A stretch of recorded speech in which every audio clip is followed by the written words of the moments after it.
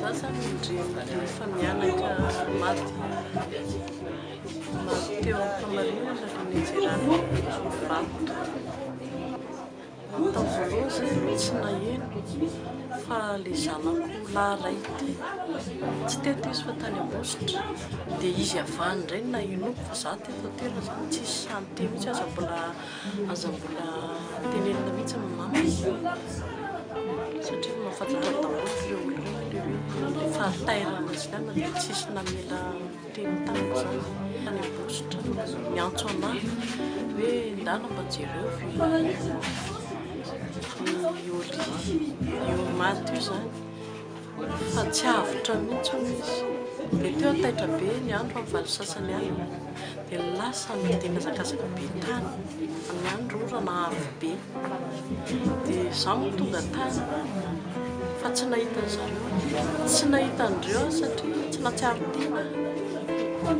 tena tsy natsiaro tena mihitsy zany dia mandra-parain'ny andro zany tsy nahita anazy mihitsy lahady ariva mihitsy le nentina tao amin'ny INFP zany zay vao nahita zany tsy nahita azy nandeha tany an'hôpitaly satria nandeha jiona hitondrana an'le razana reto dia ao be lanitra ilafy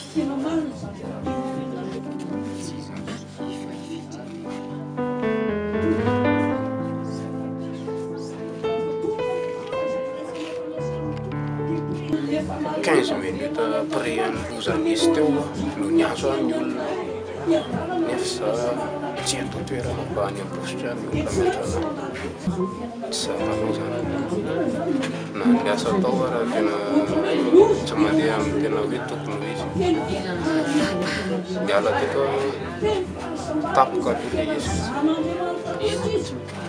tena marina asa hoe natao tsirikely izy satria nitondra olona ho an'ny Toliara teo Ambositra teo olona Soako tonga teo Ambositra moa zany raha vao nalalam-baovao tena ampandren'ny ray aman-dreniko dia ny ray aman-dreniko no nafahalala fianakaviana rehetra nandeha nijery ny fahavoazana misy teo amin'le tanàna tao anatin'izay fotoana izay moa no miandry an'le vaovao mandrapahatonga ny hoe zay